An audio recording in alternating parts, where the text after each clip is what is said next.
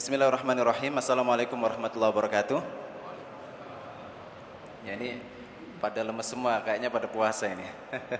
Saya ulangi, Assalamualaikum warahmatullahi wabarakatuh. Ya, luar biasa. Alhamdulillah, mitra muslim sekalian, senang sekali saya bisa hadir kembali menemani Anda pada malam hari ini dalam Kausar, kajian udara silaturahim. Dan ini adalah majelis yang mulia, karena dari sinilah mudah-mudahan keimanan kita semakin kokoh, seperti yang akan kita bahas nanti. Dari majelis-majelis seperti inilah mudah-mudahan ukhuwah persaudaraan di antara kita juga semakin terjalin, meskipun serangan kepada umat Islam bertubi-tubi, ya. Mudah-mudahan kita semua bisa disatukan dalam ukhuwah imaniyah, yaitu persaudaraan yang dilandaskan akan keimanan. Tema kita pada malam hari ini tentang iman dan ujian. Jadi keimanan itu identik dengan ujian. Dan untuk membahasnya nanti kita akan ngobrol, diskusi bersama narasumber kita Ustadz Agung Cahyadi yang sudah hadir di tengah-tengah kita. Dan tentu Bapak Ibu sekalian nanti juga bisa sharing, diskusi dan menanyakan hal-hal yang berkaitan dengan tema kita, keimanan dan ujian ini. Baik, beliau Ustadz Agung Cahyadi sudah hadir di depan saya. Assalamualaikum Ustadz. Waalaikumsalam warahmatullahi wabarakatuh. Sering saya jumpai Ustadz Agung ini dimanapun menggunakan pakaian putih ini Ustadz, ya. Ini salah satu sunnah Rasul Sallallahu Alaihi Wasallam Ustadz, ya. Baik, mudah-mudahan kita pun juga bisa meniru, karena pakaian putih ini pakaian yang terbaik, begitu Ustadz? Paling disenangi Rasulullah. Paling disenangi Rasulullah Sallallahu Alaihi Wasallam. Baik, Ustadz, tentang tema yang akan kita bahas, iman dan ujian. Keimanan ini identik sekali dengan ujian. Bahkan di dalam Al-Quran juga disebutkan, apa hasibtum an tadkhulul jannata walamma ya'tikum mathalul ladzina khalau min qablikum.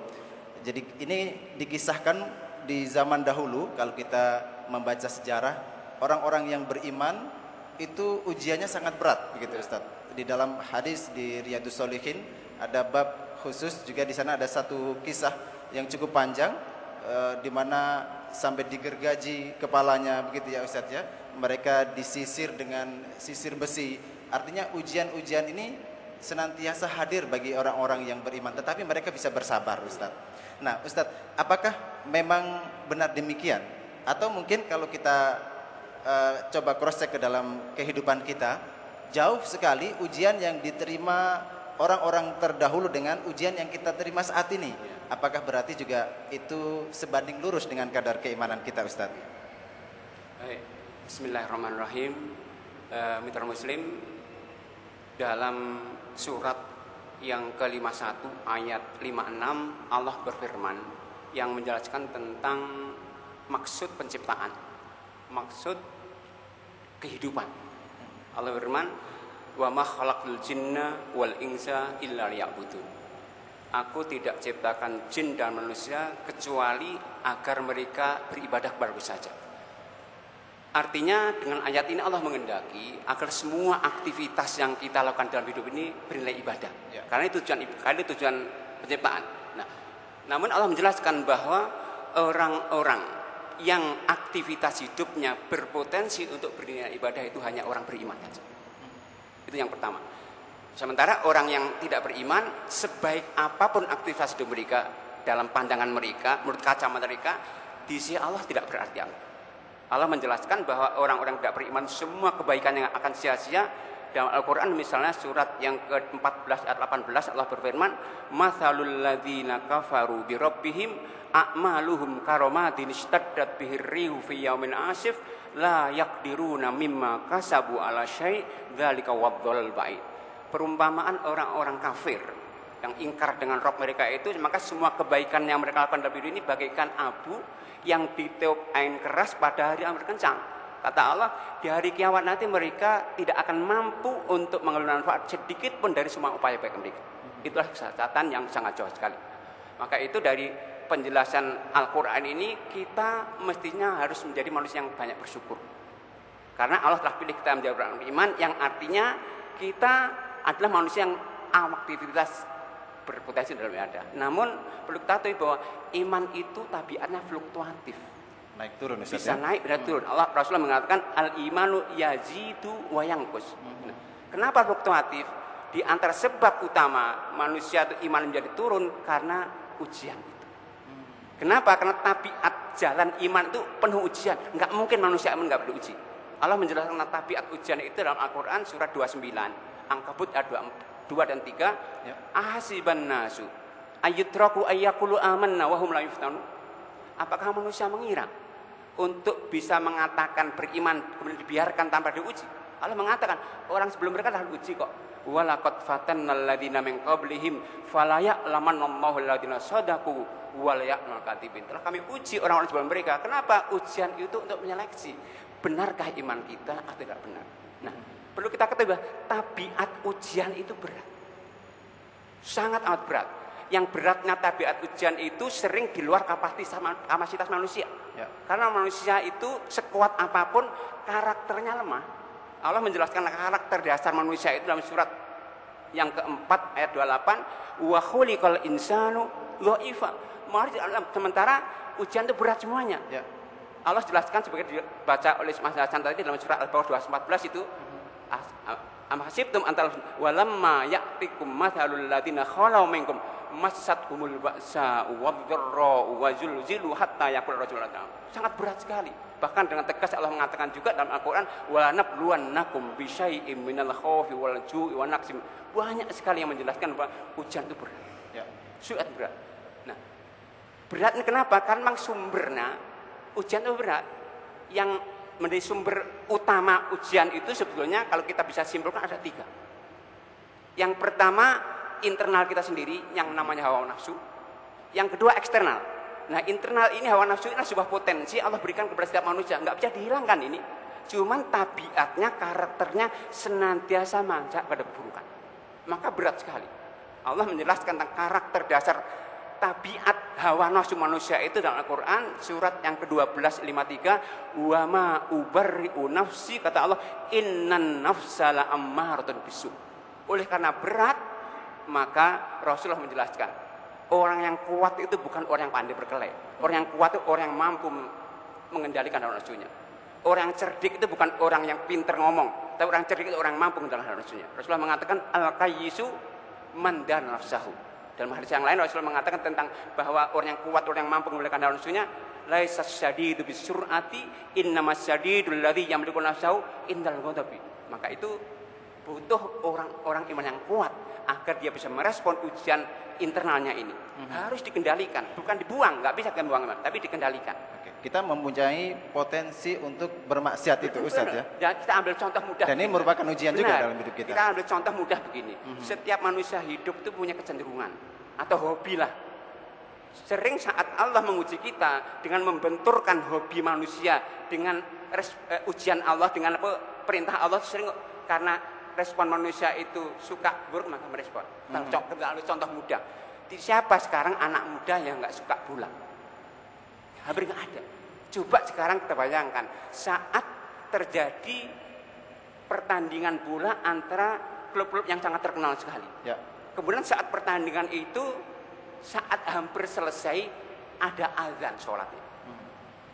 Ini sudah terjadi pertentangan ini, batin ini sudah Ustaz.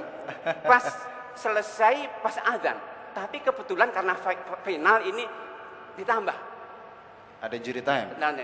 Setelah ditambah draw lagi. Setelah draw akhirnya harus adu penalti. Ketika adu penalti itu sudah mendekati komat ini. Saat adu penalti 5-5-nya masuk ini. Akhirnya ditambah lagi. Itu komat. Kira-kira kita mendahulukan mana? Nah, tinggal sedikit lagi.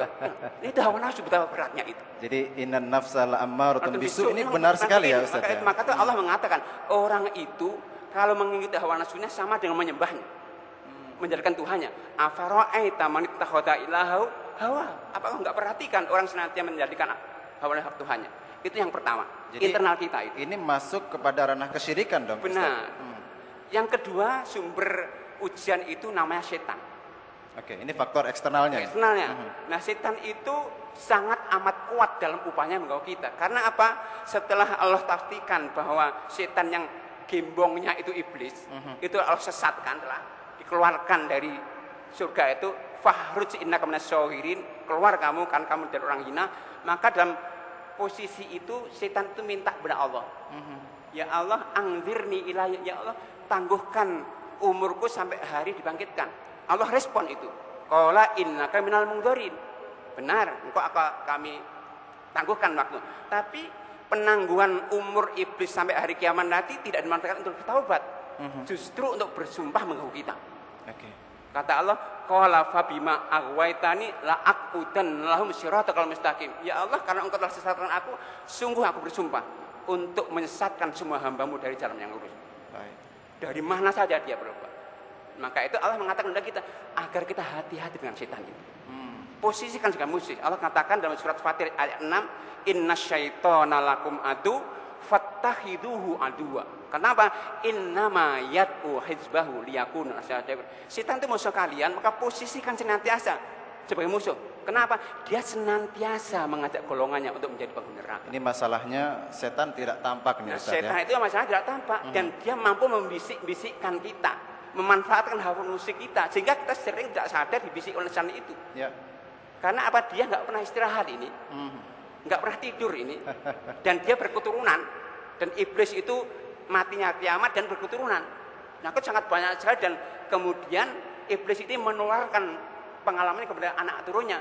Maka setan itu profesional sekali, sangat profesional. Banyak profesornya nih, Ustaz, ya. Yang mengganggu orang sholat namanya hinzab, yang mengganggu orang keluarga namanya. Ada semuanya profesional sekali. Kalau kita nggak profesional mengelola keimanan kita akan terkalahkan oleh setan itu. Ini berarti di sekitar kita banyak setan-setan dong, Ustaz. Benar, setan itu adalah makhluk gaib yang nggak bisa kita lihat, dia melihat kita. Sementara dia itu tabiatnya pembohong besar. Nah, setan itu ada yang Islam, ada yang kafir memang. Ya. Tapi setan itu ketika dia Islam, baik Islamnya, dia nggak berinteraksi dengan manusia. Itu kalau setan Islam, yang baik ya. Kalau jin bukan setan, jin yang Islam ini. Jin itu kalau Islam. Jadi jin itu ada Islam, kalau setan cuma kafir ini. Kalau jin itu yang Islam ada yang kafir. Tapi kalau Islam itu baik, nggak interaksi dengan manusia. Ya. Hanya interaksi dengan kaumnya. Tapi jin yang Islam yang interaksi itu jin-jin buruk kalau nggak kafir. Allah menggambarkan tentang jin muslim yang baik itu, bahwa dia hanya berinteraksi dengan kaumnya dalam surat Al-Ahqaf ayat 29-2. Allah katakan begini, wa id sarafna ilaika nafarum minal jinni yastami'unal Qur'an falamma hadaruhu qalu ansitu falamma qudiya wallau ila qaumihim mungdiri. Ingatlah ketika Allah menggiring sekelompok jin untuk mengikuti kajian Rasulullah, kajian Quran ini. Ya. Kata Allah, falamma hadaru, ketika jin-jin itu sampai ke kajian, tempat kajian, mereka mengatakan teman-temannya, dengarkan, perhatikan. Falamma qudiya, setelah kajian selesai, mereka apa? Wallau ila qaumi, pulang ke kaumnya untuk menjadi penyeru-penyeru. Jadi jin itu kalau baik ikut satu kajian langsung jadi dai. Nah, kita berapa kali ikut kajian nggak jadi dai? Kalah dengan jin. Kausar sering diadakan, harusnya sudah jadi asatid semua ini ya. Nah, tapi Allah menggambarkan dalam Al-Quran juga. Jin itu, manusia itu kalau berinteraksi dengan jin, itu jinnya itu buruk itu. Maka Allah menggambarkan manusia yang berinteraksi dengan jin itu ancaman neraka itu. Maka jangan pernah kita terkecoh dengan orang, saya dibantu jin loh, saya punya khodam jin. Nah, bahaya ini. Allah menggambarkan itu dalam Al-Quran surat Al-An'am 128. Wa yauma yahsyuruhum jami'a ya ma'syaral jinni qad istaktartum minal insi wa qala awliya'u minal insi rabbana istamta'a ba'duna bi ba'din wa balagnal ladzi ajalta lana. Kata Allah, qalan naru mathwaakum khalidina fiha illa masyaallah. Kata Allah, ingatlah ketika nanti di hari kiamat dikumpulkan antara jin dan manusia ini satu-satu. Allah mengatakan kepada jin, ya ma'syaral jinni qad istaktartum minal insi, wahai jin, ternyata teman-teman dan manusia yang kau sertakan banyak toh. Maka manusia-manusia yang tersesat oleh jin karena bisikannya ini mengatakan, wa qala ulul insi rabbana istamta'a ba'duna bi ba'd. Ya Allah, kami dahulu di dunia saling memanfaatkan, tolong menolong. Sampai kemudian datang ajal kami ini. Maka Allah mengatakan, qalan naru maswaakum khalidin. Bagi kalian yang berinteraksi dengan jin itu dulunya neraka, kekal dalam kecuali Allah mengasihi. Ini maka dasar tidak boleh kita umat Islam berinteraksi dengan jin. Dalam Al-Quran dan Al-Sunnah tidak ada satupun ayat yang menjelaskan manusia muslim berinteraksi dengan jin, kecuali Nabi Sulaiman saja Ya. Itu pun Allah tundukkan, dan syariat Nabi Sulaiman itu bukan syariat kita. Kita nggak boleh memakai syariat Nabi sebelum Muhammad.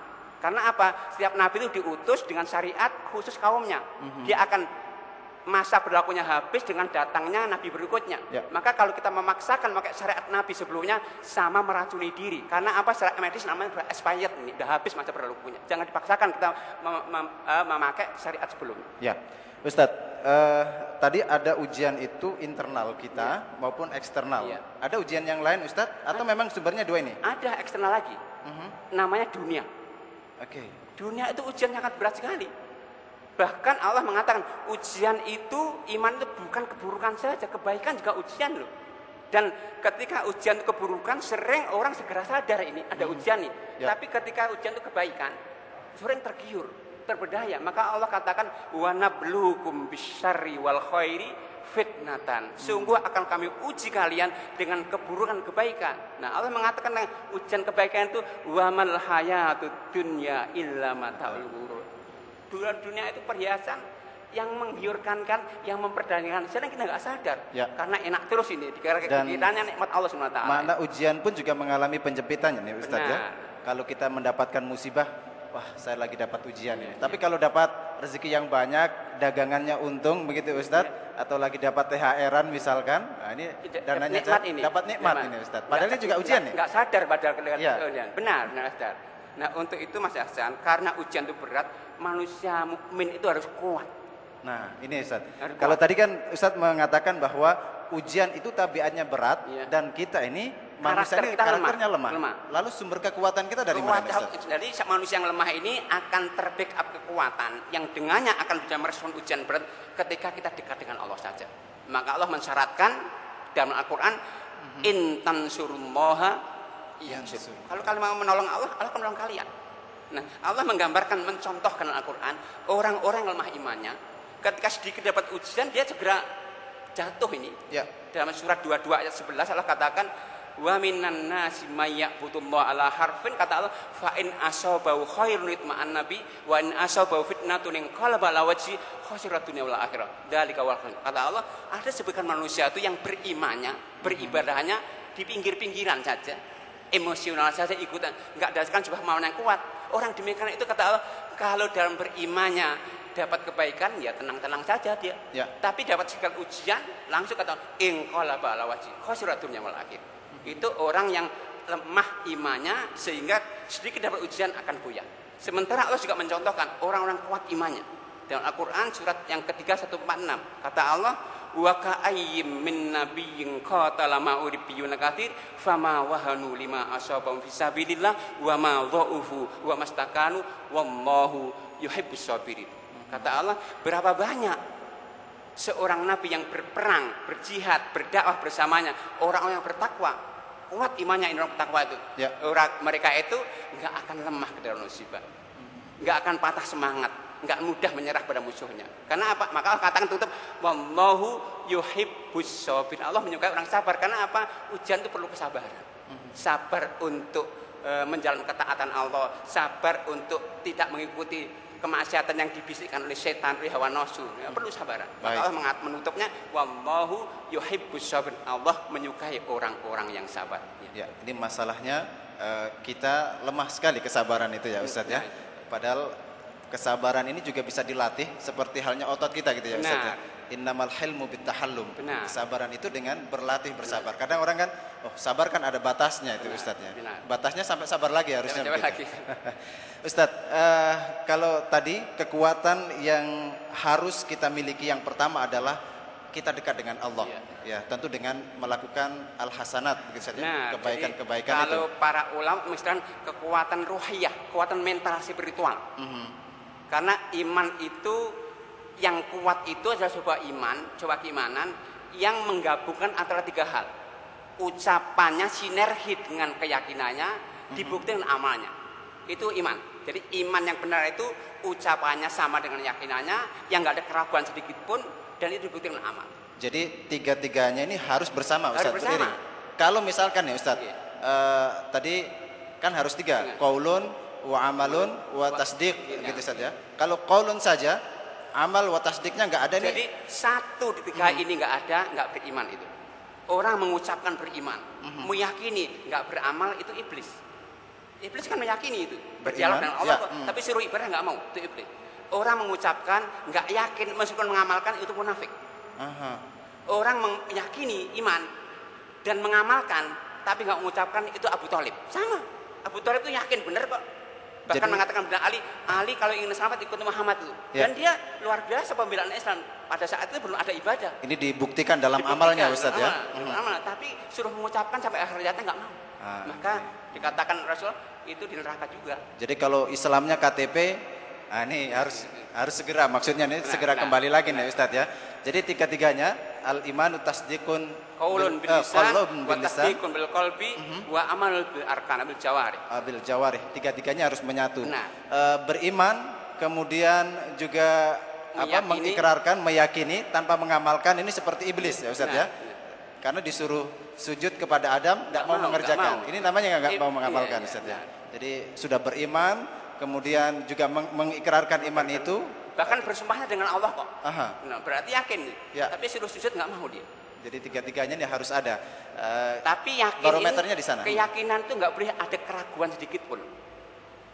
Sedikit keraguan itu akan merusak nilai iman sendiri. Allah menggambarkan tentang orang beriman yang benar itu dalam surat 49 ayat 15, innamal mu'minuna alladzina amanu billahi wa rasul. Kata Allah, tsumma lam yartabu. Enggak ragu sedikit itu. Karena enggak ragu, maka karakternya ketika ada perintah Allah enggak pernah tanya-tanya dulu ini hikmahnya apa, langsung sami'na wa ata'na. Allah menggambarkan tentang karakter orang beriman yang kuat itu dalam surat 2451, innama qaulal mu'minina idza du'u ilallahi wa rasul liyahkuma bainahum ayyaqulu sami'na wa ata'na. Respon orang mukmin yang benar itu, yang kuat imannya itu, kita disuruh ikut hukum Allah, hanya kami dengar, kami tak, enggak tanya-tanya lagi hikmahnya apa ini ya. Karena orang kalau menunggu hikmah enggak amal-amal nanti. Jadi contohnya ada di Abu Bakar As-Siddiq ya Ustaz ya. Ketika semua orang enggak percaya Rasulullah melaksanakan Isra dan Mi'raj, Abu Bakar mengatakan seandainya ada kejadian yang lebih daripada itu, aku pun percaya. Aku akan percaya. Seandainya mengatakan Muhammad tapi Nabi Muhammad yang baik, ini kayaknya kita bisa lebih cair lagi. Boleh Bapak Ibu sekalian kalau ingin bertanya langsung silakan. Ya, ini belum pada ujian ya. Silakan. Satu, kemudian dari sebelah kiri ada yang bertanya. Ibu-ibunya juga boleh bertanya, nanti bisa dicatat pertanyaannya. Oke, bisa dibantu mic-nya untuk Bapak yang ada di sebelah kanan. Silakan berdiri.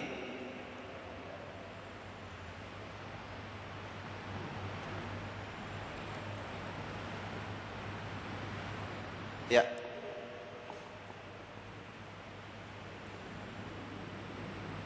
Mic-nya. Jadi tema kita pada malam hari ini, Bapak Ibu yang dirahmati Allah dan juga mitra muslim, baik Anda yang saat ini mendengarkan melalui 96,2 FM Samara Tulung Agung tentang iman dan ujian. Tadi sudah dijelaskan oleh Ustadz Agung tentang karakter ujian itu yang berat dan karakter manusia yang lemah. Maka kita butuh kekuatan yang lain. Kalau mengandalkan diri kita saja kayaknya memang nggak mampu ya Ustadz ya. Kita sakit gigi saja sudah kalah nih. Ini dalam fisik, tentu dalam apalagi tadi setan, dunia dan nafsu kita la'ammaratun bisu juga terus menggerogoti keimanan ini. Baik, silakan sebutkan nama dan dari mana. Assalamualaikum warahmatullahi wabarakatuh. Assalamualaikum warahmatullahi. Ana Win Daryanto dari belakang Masjid Mujahidin.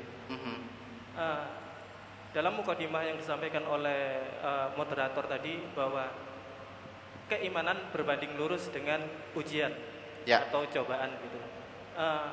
Ana sepakat, artinya ketika seseorang tidak mengalami ujian atau cobaan, wassalam, artinya itu malaikat maut sudah ada di depan kita gitu.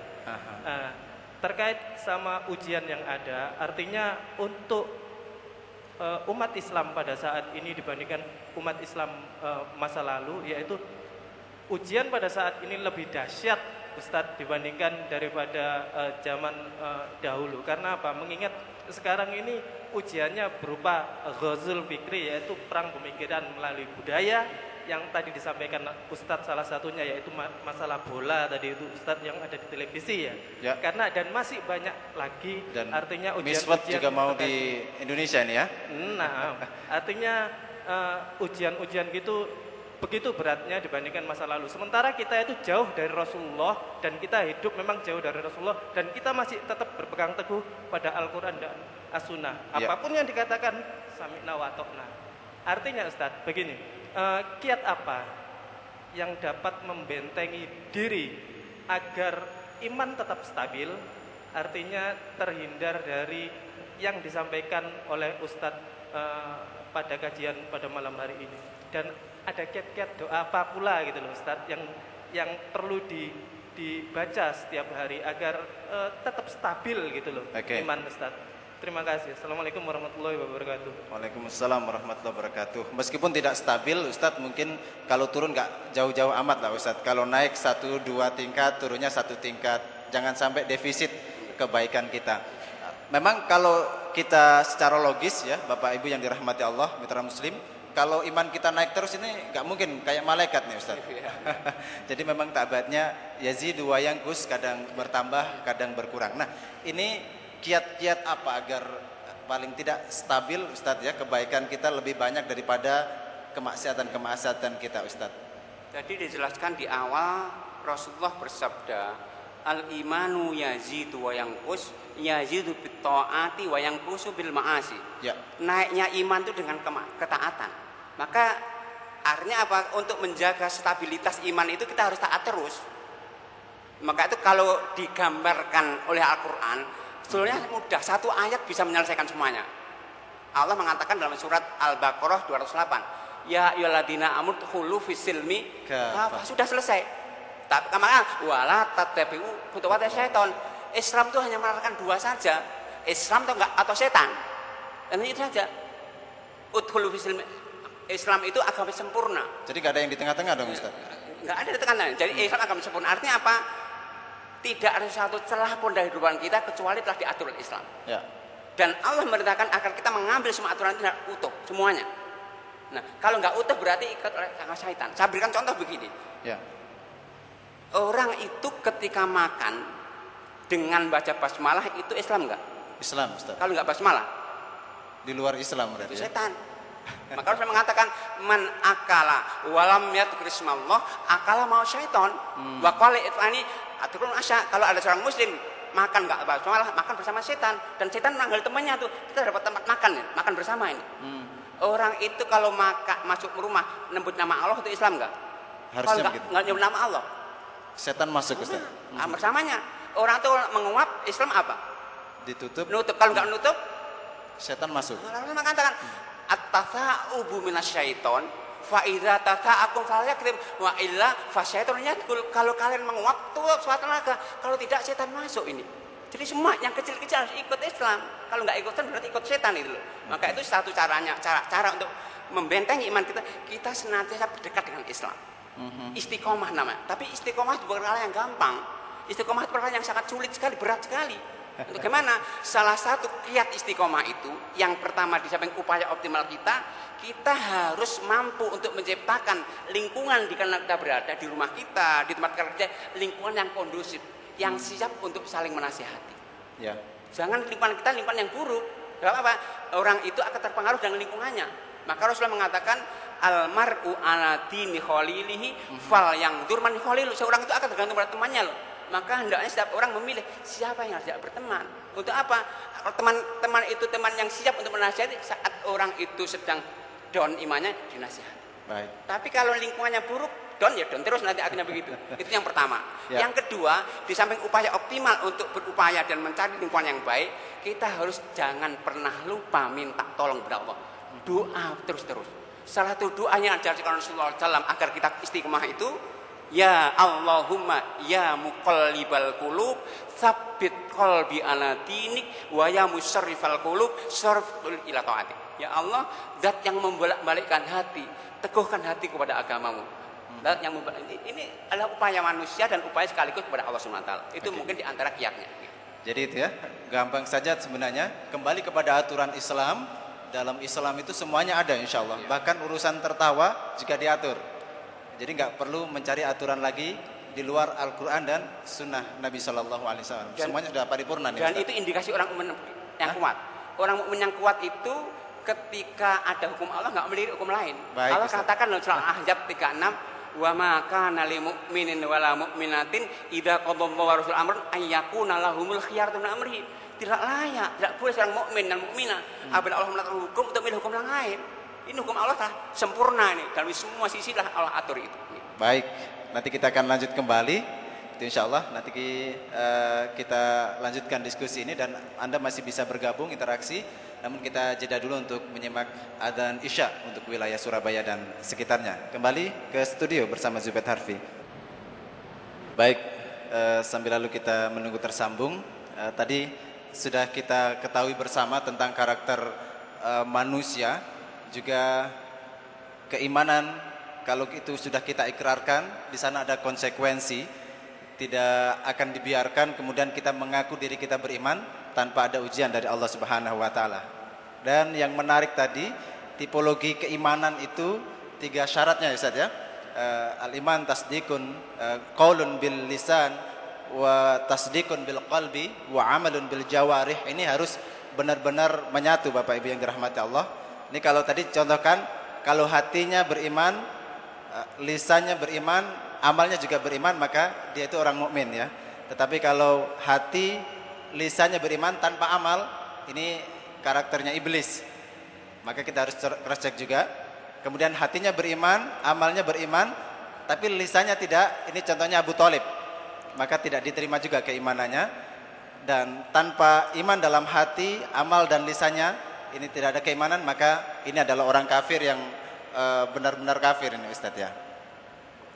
Baik, kita sudah tersambung kembali dan kami ucapkan Bapak Ibu yang dirahmati Allah dan mitra muslim dimanapun Anda berada, terima kasih atas kebersamaan Anda dalam Kausar Kajian Udara Silaturahim yang diadakan di Masjid Al-Irsyad Surabaya oleh remaja Masjid Al-Irsyad Surabaya dan disiarkan langsung melalui Suara Muslim Surabaya.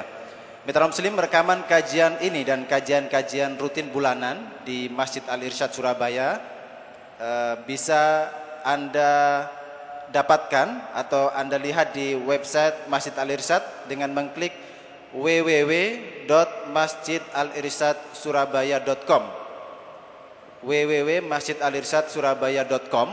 Anda bisa mengakses semua kajian-kajian yang diadakan di Masjid Al-Irsyad ini.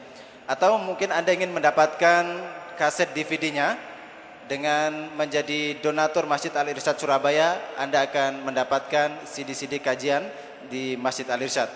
Jadi caranya Anda bisa menghubungi kantor takmir Masjid Yayasan Perguruan Al-Irsyad Surabaya, Jalan Sultan Iskandar Muda nomor 46 Surabaya, teleponnya 031 329 8993. Sekali lagi, bagi Anda yang berminat menjadi donatur Masjid Al-Irsyad Surabaya dan ingin mendapatkan kaset DVD kajian-kajian yang disiarkan dari Masjid Al-Irsyad ini, Anda bisa menghubungi teleponnya 031 329 8993. Dan Bapak Ibu yang dirahmati Allah, mitra muslim, pada Jumat tanggal 24 Mei yang akan datang, di masjid ini akan diadakan pula kajian dengan tema sesungguhnya sholat itu mencegah dari perbuatan keji dan mungkar bersama Al-Ustadz Muhammad Arifin Ilham. Jadi pada hari Jumat 24 Mei mendatang bersama Ustadz Muhammad Arifin Ilham sama ba'da maghrib hingga selesai. Dan Anda juga bisa menghadirinya langsung di Masjid Al-Irsyad Jalan Sultan Iskandar Muda nomor 46 Surabaya. Dan untuk jamaah wanita disediakan tempat khusus. Baik, kita lanjut kebersamaan kita dalam Kausar Kajian Udara Silaturahim yang diadakan oleh remaja Masjid Al-Irsyad Surabaya, dipancarkan melalui 93,8 FM Suara Muslim Surabaya dan 96,2 FM Samara Tulung Agung. Berikutnya silakan Bapak yang ada di barisan paling depan ya, sebutkan nama dan dari mana Pak, silakan. Bismillahirrahmanirrahim. Assalamualaikum warahmatullahi wabarakatuh. Saya Pak Wahyu dari Wonosari, Pak. Saya menanyakan tentang ini, menyikapi ujian. Jadi disebutkan bahwa kalau kita dapat musibah, ujian. Dapat kesenangan juga ujian. Berarti bisa disimpulkan bahwa apa saja yang ada di sekitar kita itu sebenarnya adalah ujian. Apa yang kita lihat, apa yang kita dengar itu ujian. Cuma kadang-kadang kita tidak sadar bahwa itu ujian. Lebih-lebih hal-hal yang kecil-kecil, yang sepele. Mungkin kita melihat di jalan ada orang ngebut berkendaraan, kita berkomentar, itu berarti ujian. Kita nggak sabar terhadap ujian. Kepancing juga nih Pak ya. Juga. Dan hal yang lain kita lihat, kita dengar, kemudian kita berkomentar. Bagaimana menyikapi atau menumbuhkan kesadaran kita baik dengan terhadap ujian itu. Terima kasih Pak. Ya. Terima kasih Pak Wahyu di Wonosari. Ini menarik Ustadz. Kadang-kadang ini mudah-mudahan tidak menjadi karakter kita gitu ya Ustadz ya. Kita nggak mau ngerasani orang gitu ya Pak ya. Datang tetangga kita ngomong tiba-tiba begitu dan kita sepertinya tidak bisa pindah dari tempat itu. Ini bagaimana menyikapi ujian-ujian yang sebenarnya ada di hadapan kita, ada di tengah-tengah kita, tetapi kita tidak menyadari bahwa itu sebenarnya adalah ujian Ustadz. Baik. Jadi tadi ketika Allah menjelaskan tentang orang-orang yang kuat yang dengannya mampu merespon ujian dalam surat yang ketiga 146 tadi, Allah tutup ayat dengan kata wallahu yuhibbus sabiri. Allah itu menyenangi orang-orang yang sabar.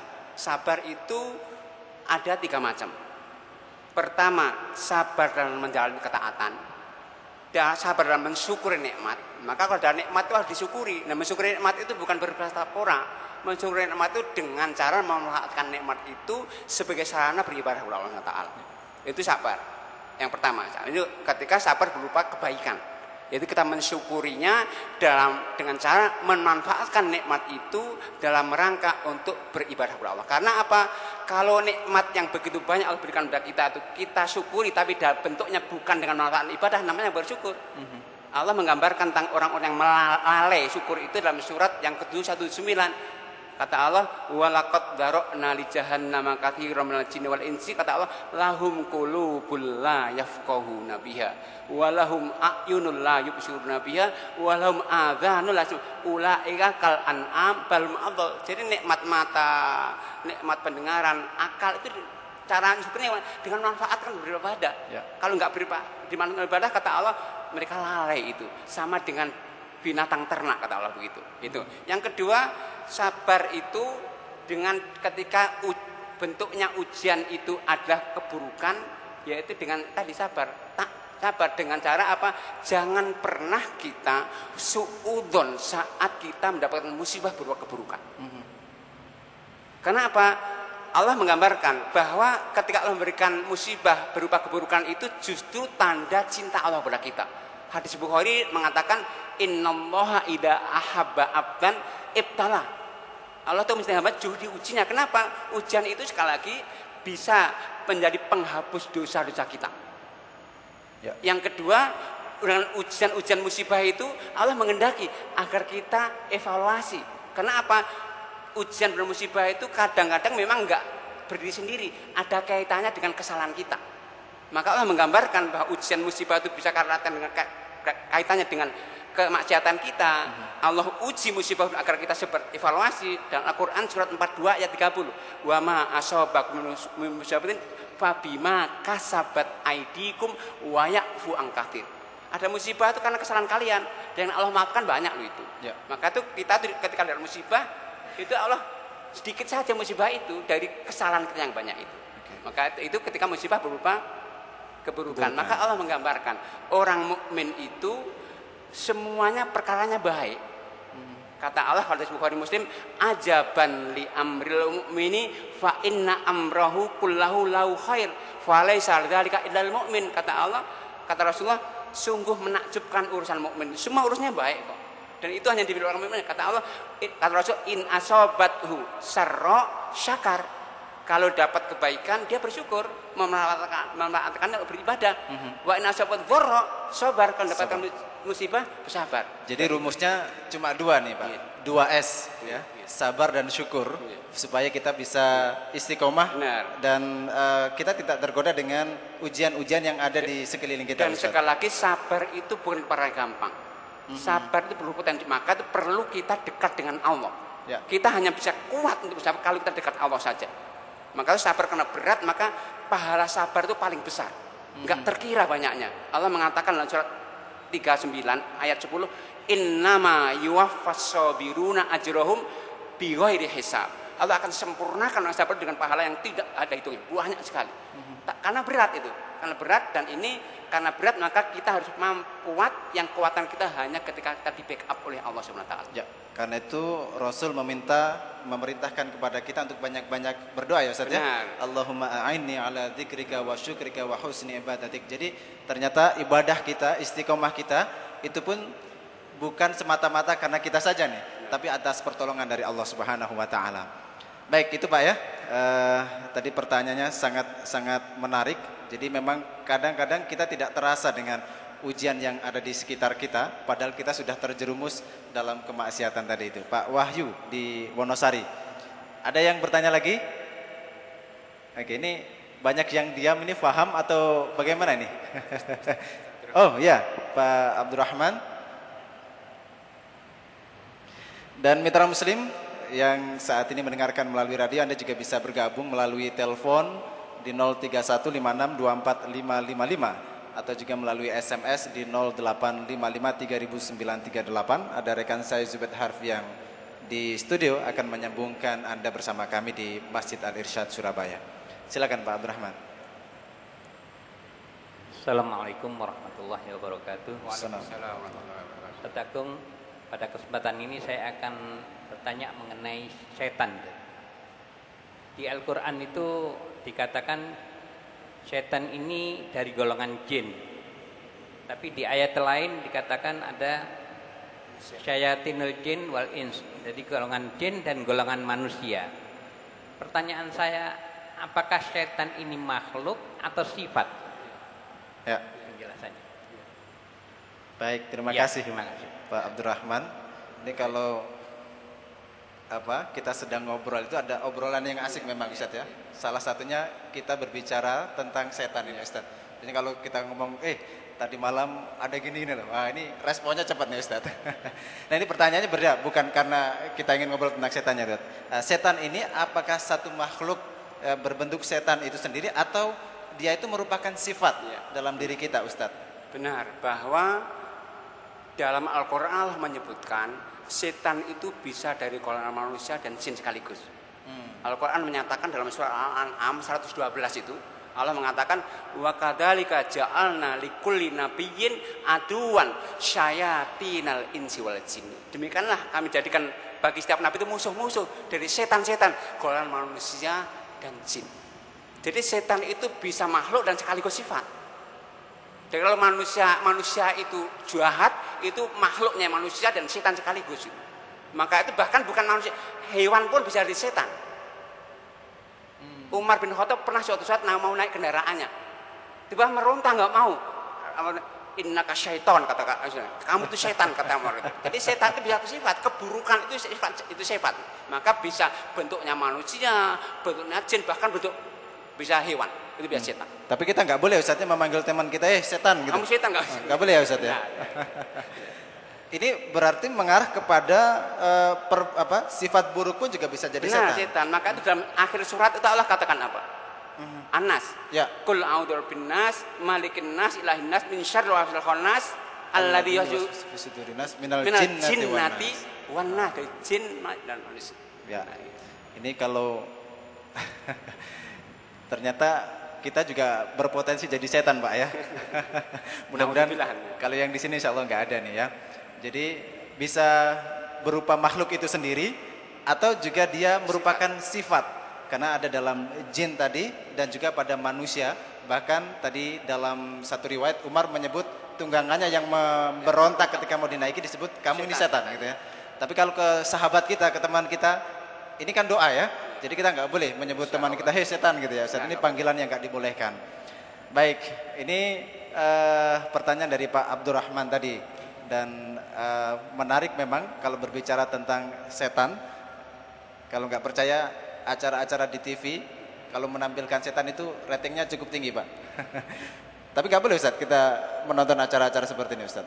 Jadi kita harus berhati-hati menonton media nama TV itu sering menyajikan hal-hal yang sifatnya mistis yang itu membahayakan akidah kita sendiri. Karena sekali lagi kita bisa terkelabui dengan menonton itu, bisa terkelabui akhirnya kita terjebak pada gangguan setan itu sendiri. Ya. Maka hendaknya kita menghindari untuk melihat itu. Kita jadi setan Pak, karena dipanggil dengan seruan Allah yang untuk melaksanakan ibadah, rupanya kita nggak mau bangun. Karena begini, dalam kaidah Al-Quran, setan itu makhluk gaib yang nggak bisa dilihat. Yang bisa melihat hanya Allah saja. Sementara kita di masyarakat sering dimunculkan manusia sering melihat setan. Bahkan pernah datakan TV itu manusia bersurban saling tangkap setan di pojok lesan masukkan botol, itu bahaya. Bahkan di masyarakat ada namanya manusia indigo yang katanya punya indera keenam, itu nggak benar. Jadi kalau ada anak dikatakan bisa melihat punya indera keenam, bisa melihat, itu bermasalah. Jangan dibanggakan orang tua. Kalau orang tua bangga punya anak punya indera keenam, bisa jadi dukun nanti lama-lama. Baik, ya. Jadi ada ponari-ponari yang lain. Mudah-mudahan nggak sampai terulang nih di Surabaya. Tadi disebutkan setan itu adalah sifat yang buruk. Kita sering Ustadz kalau misalkan berbuat kemaksiatan kita nyalah-nyalakan setan gitu ya. Padahal juga ada potensi keburukan itu dalam diri kita. Nah. Ada yang mengatakan maka kita harus proporsional dalam menyalahkan setan gitu Ustaz. Bahkan kita tidak boleh membentak namanya setan. Jadi Rasulullah menggambarkan kepada kita, memberikan aturan kepada kita, ketika diganggu oleh jin yang berupa setan tadi, kita nggak boleh membentaknya.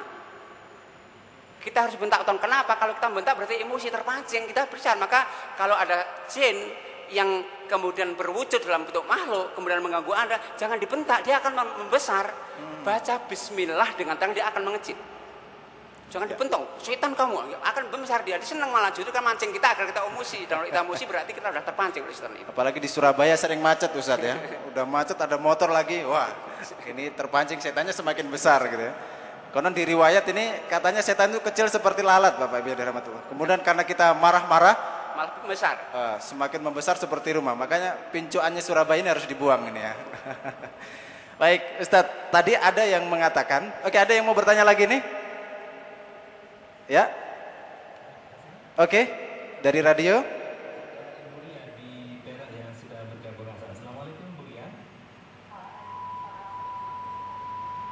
Ya, silakan Ibu Ria.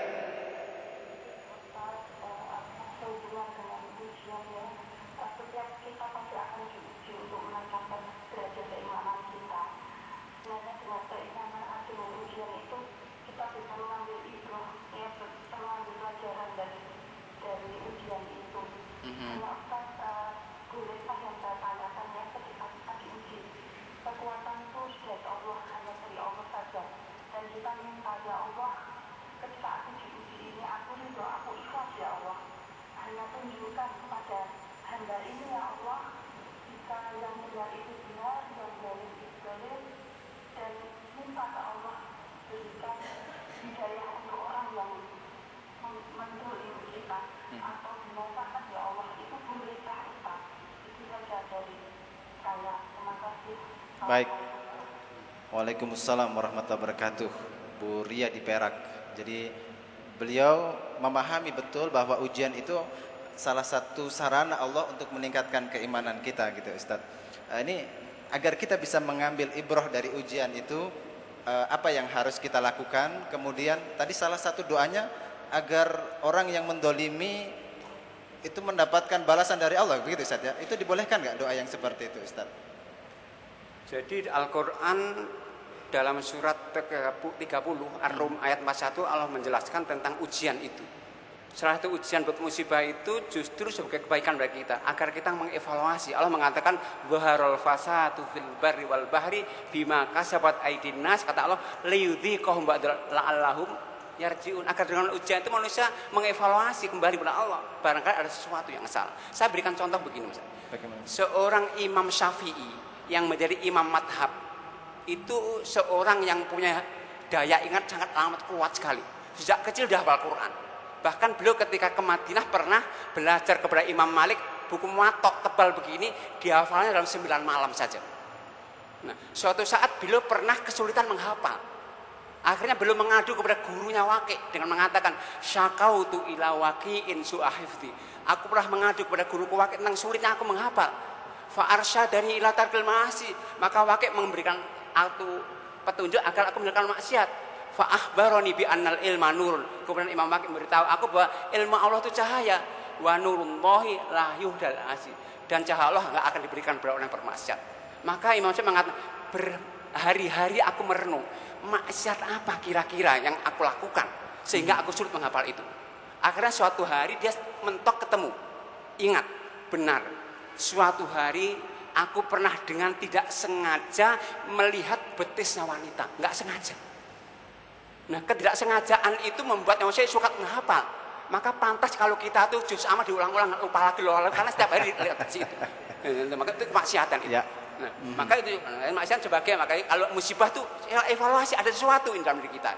Nah, yang kedua sebetulnya begini, doa itu boleh doa buruk kalau orang tuh sangat jahat kepada kita.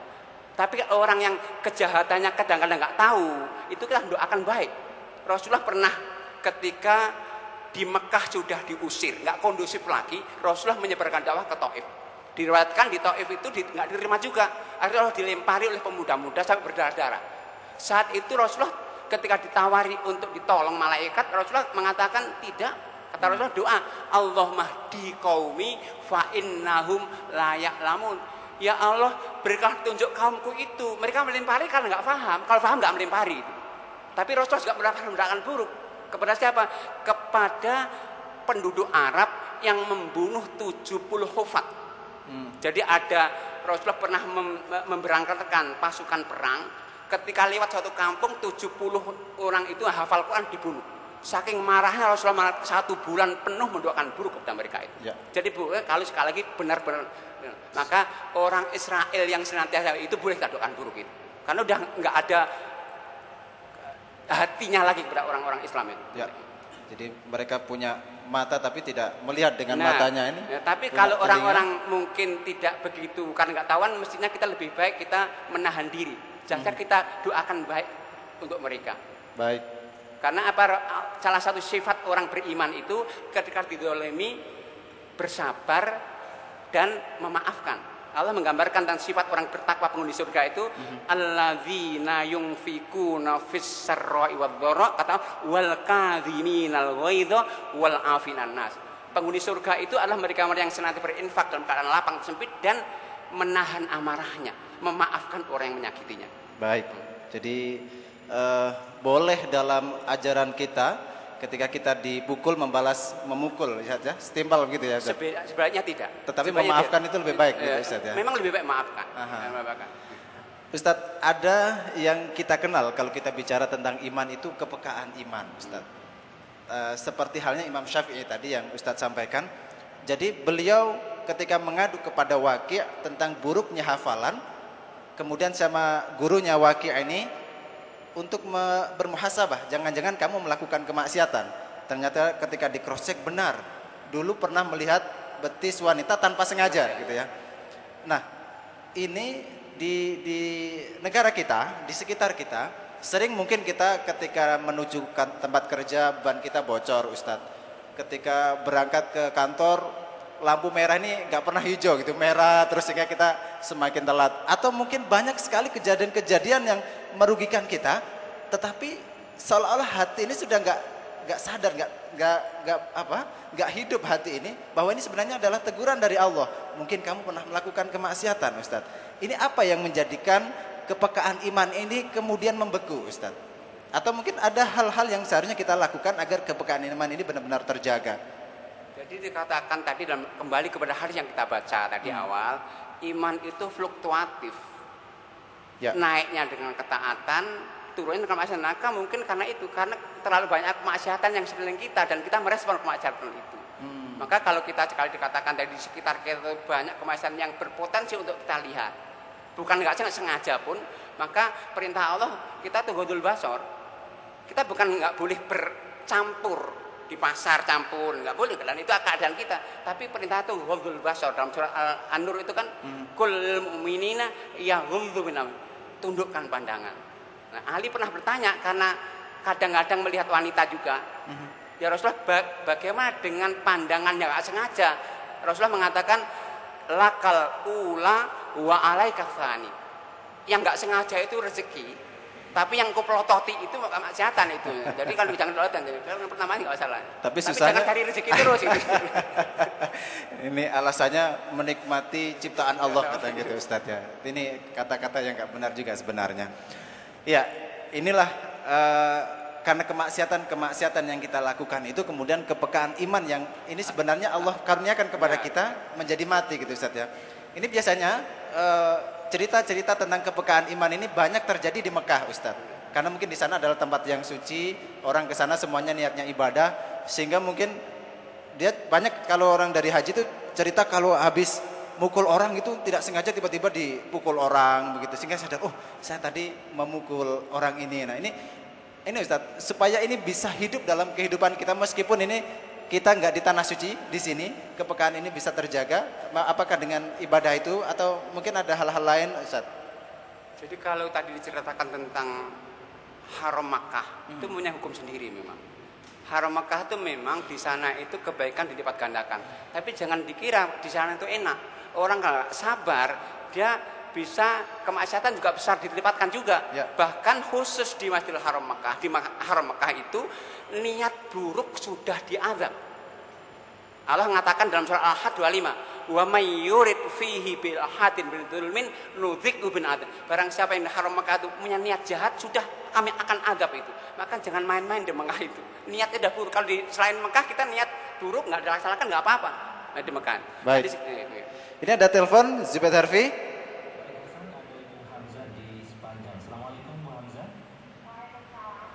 Ya.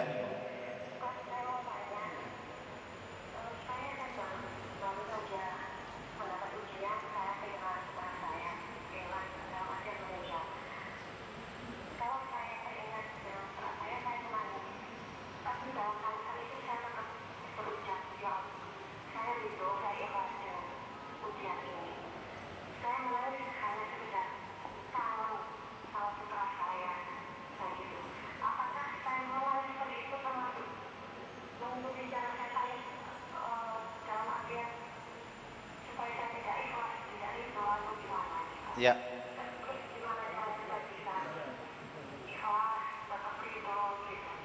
Baik. Terima kasih Bu Hamzah. Ini kalau kehilangan dompet mungkin sehari dua hari sedihnya Ustaz. Tetapi kalau anak kita 9 bulan ibu mengandung begitu Ustaz ya, 2 tahun mereka harus minum ASI, begitu dekat keterikatan antara anak dengan ibu, kemudian dia meninggal Ustaz. Biasanya memang butuh waktu yang lama. Apakah ini manusiawi atau ini sudah masuk ke ranah orang yang tidak ridho terhadap ketentuan dari Allah Subhanahu wa taala? Jadi perlu kita ketahui bahwa setiap kita itu Allah berikan batas umur namanya ajal. Yang ajal itu datangnya kepada siapa saja pantas. Bayi juga pantas, remaja juga pantas, maka dan itu tiba-tiba datangnya. Nah, untuk itu kalau orang yang kuat imannya itu mestinya ketika ajal tiba ya nggak perlu mengeluh, nggak perlu bersusah. Menangis itu wajar.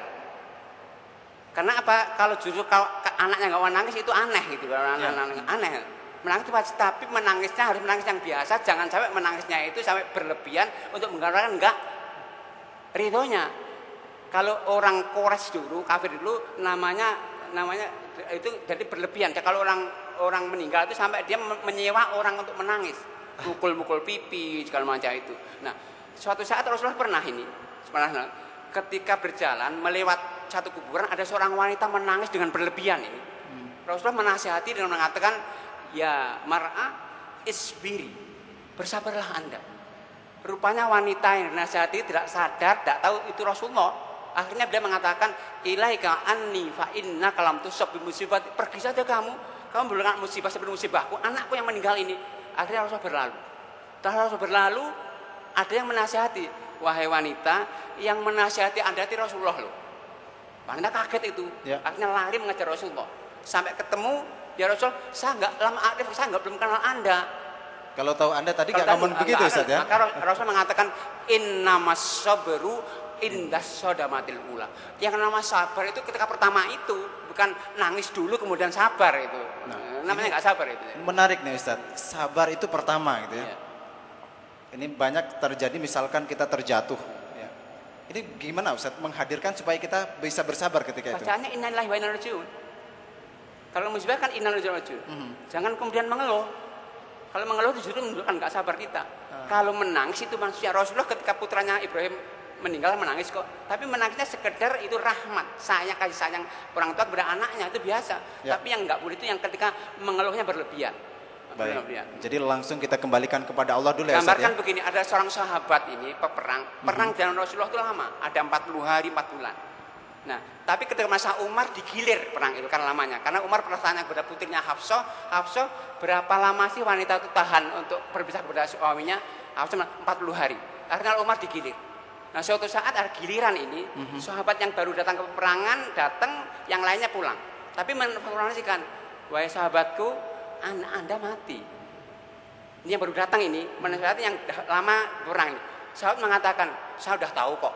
Wah, gimana Anda tahu? Saya yang pertama kali memberitahu Anda. Karena Allah mengatakan, ajal itu kita tiba nggak bisa mundur. Jelas sudah mati. Nah, itu kesabaran namanya itu. Anda tahu persis. Ya. Dan ada satu kisah seorang sahabiah nih Ustaz ya. Ketika suaminya datang, padahal dalam posisi putranya meninggal. Tidak dikabarkan itu masih disambut dengan sambutan seperti biasa, baru setelah itu disampaikan bahwa putranya meninggal gitu Ustaz ya. Subhanallah, itu insya Allah untuk Ibu Hamzah. Jadi namanya ajal itu pantas bagi siapa saja, bagi anak yang baru lahir, bahkan di dalam kandungan pun juga ada yang sudah meninggal begitu ya. Tetapi kesedihan itu memang satu karunia dari Allah Subhanahu wa taala. Kalau kita tidak sedih, ini yang aneh begitu ya. Rasul juga pernah ketika putranya meninggal menangis begitu Ustaz. Kemudian sahabat menegur, wahai Rasul, apakah ini salah satu tanda tidak terima begitu ya Ustaz ya. Kemudian ini adalah kasih sayang orang tua kepada kasih sayang orang tua kepada anak. Jadi yang dialami Ibu Hamzah ini merupakan kasih sayang orang tua kepada anak, tetapi jangan kemudian ini terus berlanjut bertahun-tahun masih melakukan seperti itu. Ini berarti ada masalah dalam keimanannya. Baik, itu insya Allah untuk Ibu Hamzah. Ada yang bertanya lagi? Masih cukup waktu. Baik, ada 2 orang ya. Oke, yang depan dulu Pak, habis itu yang belakang ya. Assalamualaikum warahmatullahi wabarakatuh. Assalamualaikum warahmatullahi wabarakatuh. Dengan? Saya Aris. Aris di dekat sini Ustaz. Oke, lingkungan Al Irsyad ya. Nah, saya bertanya tentang masalah keimanan dan masalah ayat ini Ustaz. Ya ayyuhalladzina amanu inna min azwajikum wa auladikum aduwwun lakum fahdharuhum. Maksud dari ayat ini gimana Ustaz? Dan anak-anak istri kita dan anak-anak kita bisa jadi musuh kita Ustaz. Dan di ayat itu pun kita disuruh berhati-hati Ustaz. Baik, sudah menikah ya? Belum. Oh belum. Tapi persiapan aja Ustaz. Jadi anak istri itu nikmat Mas ya.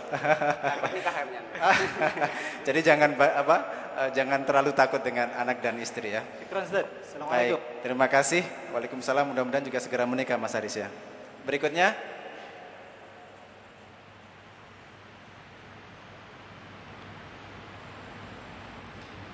Saya Abu Ali. Abu Ali. Ya. Pak Abu Ali, silakan Pak Abu. Mengenai setan mengganggu manusia itu apa melalui bisikan atau melalui isyarat menggerakkan otak orang berbuat salah atau berbuat jahat?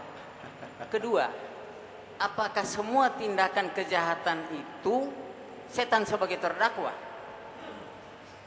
Itu aja. Oke. Jadi Bapak tersangkanya pada setan aja gitu ya. Gak sholat setan ini yang salah gitu ya. Baik, 2 pertanyaan. Oke, silakan Zubed. Pak Tulus. Silakan Pak Tulus. Silakan Pak.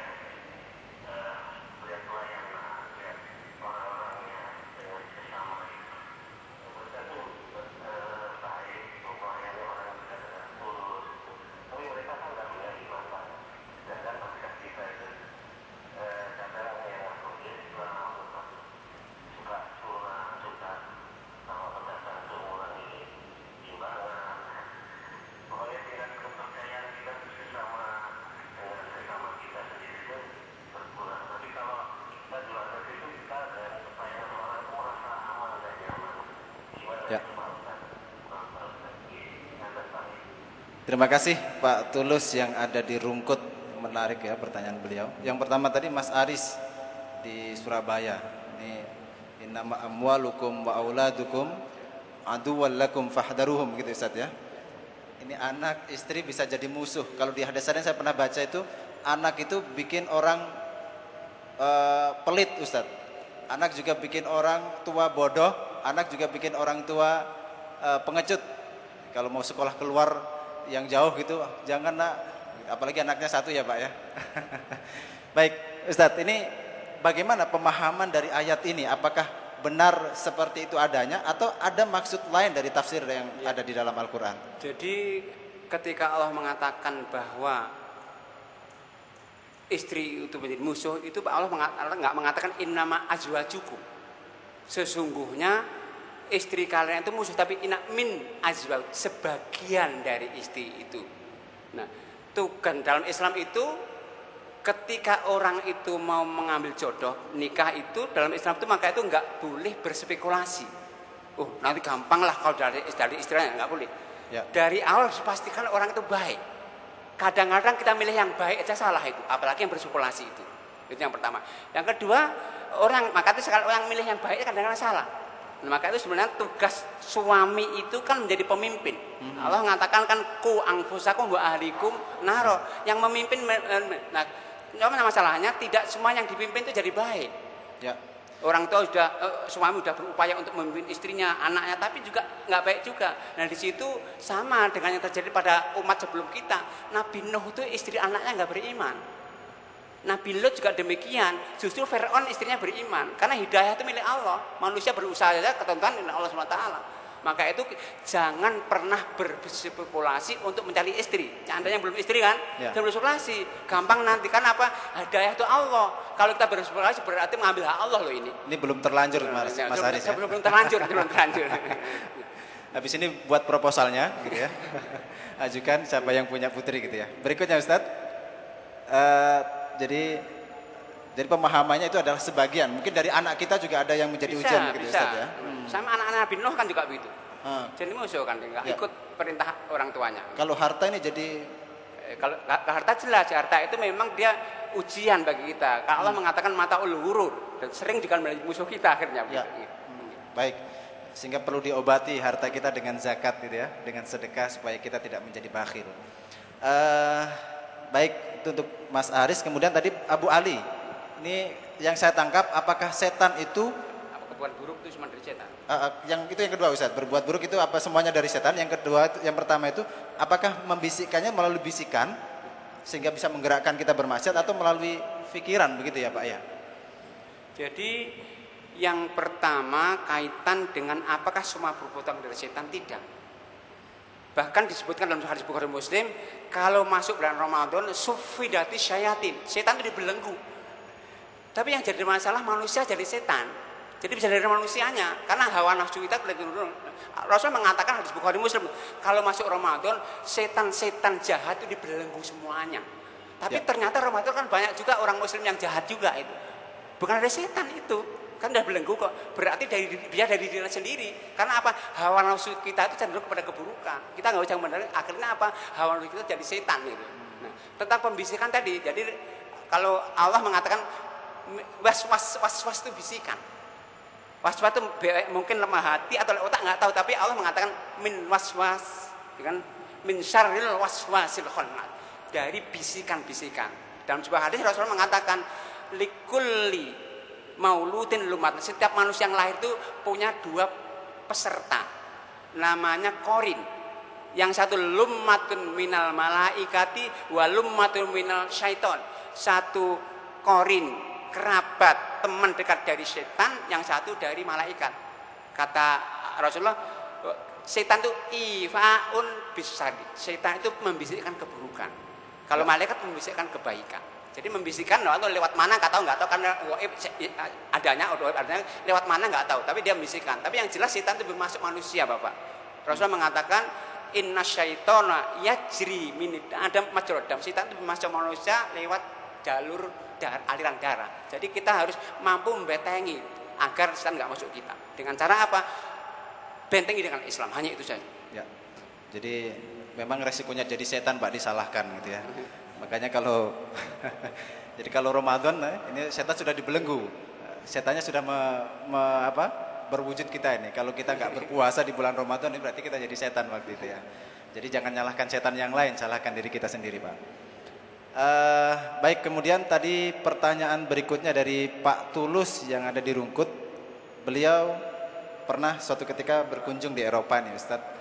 Dari pengalaman beliau, ternyata kalau di sana yang notabene mereka tidak beriman begitu ya, baik lisan maupun perbuatan maupun perkataan. Jadi mereka ada orang-orang kafir, tetapi dalam muamalah, dalam perbuatan, interaksi sosial, pelayanan ini Islami sekali, sesuai dengan ajaran Islam. Sedangkan kita Islamnya baru di masjid saja gitu ya, di pasar masih begitu, di jalan juga ugal-ugalan misalnya. Seperti apa nih Ustaz? Jadi perilaku yang baik itu tidak otomatis gambaran dari keimanan. Sama, harta yang halal itu tidak menjadi gambaran dari keimanan.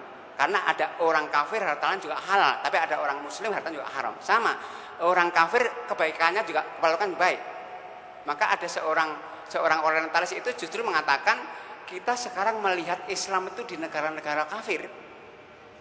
Justru kita tidak melihat Islam di negara-negara muslim. Jadi negara-negara kafir itu karena manajemennya sangat baik, akhirnya cuma teratur semua. Itu aturan Islam. Cuman kita yang jadikan itu sebagai contoh kebaikan sehingga bergaul dengan mereka. Tapi mengambil kebaikan dari orang kafir itu boleh. Rasulullah mengatakan al-hikmatu dzolatul mu'mini fahuwa ahaqqu biha an wajata. Kebaikan itu barang hilangnya orang mukmin, dari mana saja dia ambil. Kalau kebaikan orang kafir boleh. Contohnya begini. Dalam metodologi pendidikan, sering kita itu orang-orang Islam mengambil metode dari negara barat. Itu boleh saja, tapi harus selektif. Jangan semuanya diambil, harus ada filternya. Yang buruk-buruk jangan diambil. Gitu. Nah, sekali lagi, karena apa? Orang kafir itu baik apapun juga, perilakunya, menolong, itu kalau dalam pandangan Allah nggak ada apa-apanya. Kecuali kalau dia nanti masuk Islam. Jadi malaikat yang Allah tugaskan untuk menulis kebaikan dan keburukan manusia itu nggak membedakan kafir atau muslim. Yang kafir pun kebaikan. Kenapa? Orang kafir itu kalau menjadi Islam nanti akan menjadi asadia. Ada seorang sahabat namanya Hakim bin Hizam, itu masuk Islam sudah tua. Itu muslim nih, mengatakan ya Rasulullah asyaun atahannatsu biya fil jaliyah. Ali fiha min syai'. Ya Rasulullah, banyak kebaikan loh yang aku lakukan saat aku kafir dulu. Apakah setelah masuk Islam ada manfaatnya? Rasulullah mengatakan aslamta ala ma aslafta min khair. Ya Hakim, engkau akan masuk Islam dengan membawa seluruh kebaikanmu yang paling kekafiran. Sebaliknya, kalau orang kafir masuk Islam, dosanya langsung dihapus. Allah katakan itu dalam surat Al-Anfal 38. Qul lilladzina kafaru ayyantahu yufar lahum ma qad salafa. Motivasi orang kafir itu, kalau mereka meninggalkan kafiran, sekarang kafir masuk Islam, langsung semua dosanya hapus. Jadi orang kafir itu kalau masuk Islam enak, dosanya habis, asetnya banyak, mati masuk surga langsung, nggak tahu lagi siapa itu. Tapi jangan kafir dulu, kita kebablasan nanti. Tetapi bagi orang yang beriman ini adalah anugerah yang sangat besar begitu Ustaz ya. Dan anugerah keimanan ini adalah anugerah yang tidak bisa dibeli dengan harta. Sehingga kalau dulu para sahabat ada kisah yang sampai dibunuh ibunya di depan matanya gitu Ustaz ya. Ada saudaranya, tetapi mereka tetap mempertahankan iman. Ini karena iman mahal harganya.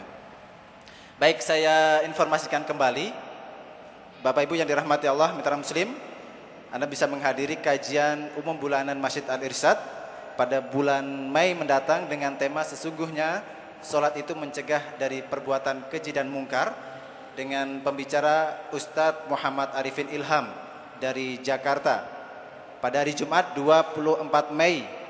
Silakan dicatat dan diagendakan, nanti bisa mengajak saudara, rekan, keluarga kita bersama-sama di sini.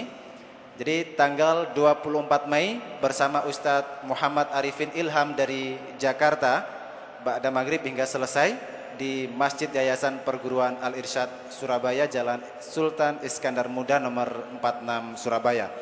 Dan untuk jamaah ibu-ibu ada stand khusus, juga disediakan proyektor sehingga Anda juga bisa menyaksikan langsung atau interaksi langsung dengan kajian di sini.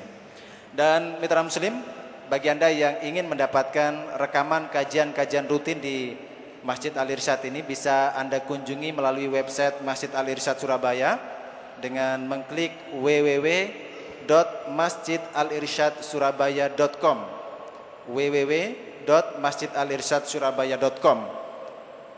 Dan bagi Anda yang ingin mendapatkan rekaman kaset DVD, bisa Anda dapatkan dengan menjadi donatur Masjid Al-Irsyad Surabaya. Caranya Anda langsung menghubungi kantor takmir Masjid Yayasan Perguruan Al-Irsyad Surabaya, Jalan Iskandar Muda 46 Surabaya, dan teleponnya 031 329 8993.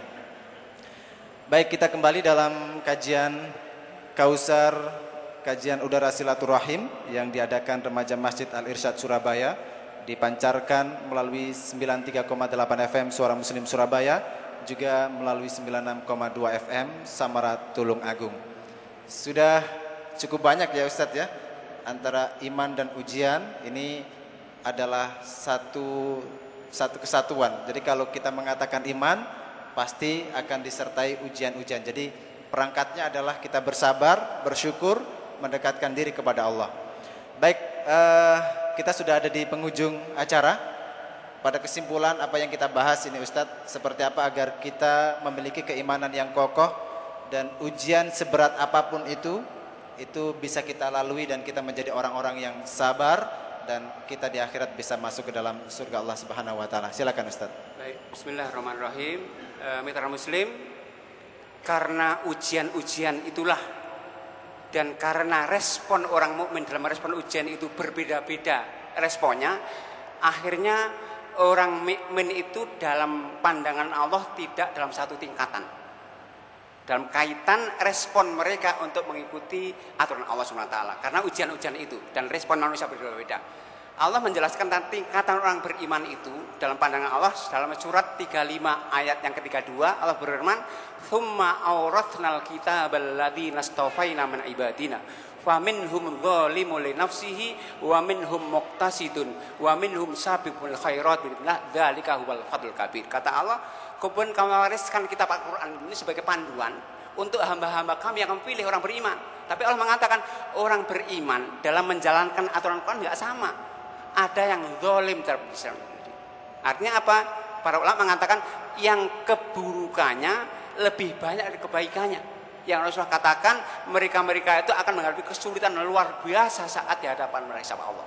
Tapi ada orang tingkat yang di atas mereka yang Allah firmankan wa minhum muqtasidun. Ada juga orang beriman dalam menjalankan peraturan Allah itu dikatakan muqtasid, yang di tengah-tengah, yang seimbang-seimbang saja untuk berat-berat. Tapi itu pun belum kondisi lebih baik, tapi belum buka mulus. Tapi Allah mengatakan ada yang di puncak. Itu apa? Wa minhum sabiqum bil khairati biidznillah. Ada orang beriman dalam menjalankan aturan Al-Quran itu yang senantiasa di depan dalam kebaikan dengan izin Allah. Allah katakan dzalika huwal fadlul kabir. Nah, Bapak mitra muslim yang dihormati Allah dan Rasul kita Muhammad SAW tidak pernah menghendaki agar kita menjadi orang zalim. Tidak juga menghendaki orang muqtasid. Allah menghendaki agar kita menjadi orang yang sabiqul khairat. Tapi itu tidak mudah. Perlu upaya optimal. Orang-orang akan bisa menjadi orang yang sabiqul khairat itu orang-orang yang dalam merespon aturan Allah Quran ini dengan upaya optimal yang Allah tetapkan sebagai sebuah perbuatan ihsan namanya. Rasul mengatakan innallaha katabal ihsana alal qalb. Allah wajibkan untuk buat yang terbaik dalam segala sesuatu. Nah, kalau kita berbuat terbaik, maka insya Allah akan mengantarkan kita untuk menjadi orang sabiqul khairat yang mudah-mudahan semua kita Allah berikan karunia kekuatan yang dengannya bisa merespon aturan Allah dengan cara yang baik. Allahumma amin. Terima kasih Ustadz Agung atas ilmu yang telah disampaikan. Demikian Bapak Ibu mitra muslim dimanapun Anda berada, Kausar kajian udara silaturahim tentang iman dan ujian. Mudah-mudahan kita bisa menjadi orang-orang yang mempunyai prinsip. Kita tidak menjadi orang-orang yang mengekor. Ketika ada orang yang berbuat baik, kita berbuat baik. Ketika ada orang yang berbuat buruk atau kemaksiatan, kita ikut melakukan kemaksiatan itu. Tidak. Tetapi orang yang beriman itu mempunyai prinsip yang kokoh. Ketika ada orang lain berbuat baik, kita ingin berbuat baik dan kalau bisa menjadi orang yang lebih baik. Tetapi ketika ada orang yang melakukan kemaksiatan dia akan beramar ma'ruf dan nahi mungkar dan tidak akan melakukan kemaksiatan itu. Mudah-mudahan Allah Subhanahu wa taala memberikan kekuatan yang kokoh dalam diri kita dan diberikan saudara-saudara dan lingkungan yang baik sehingga kita bisa terus menjaga keimanan dalam diri kita. Sampai di sini kebersamaan kita dan saya Hasan Muhammad terima kasih. Mohon maaf atas segala kekurangan. Wassalamualaikum warahmatullahi wabarakatuh. Kembali ke studio bersama Zubaid Harfi.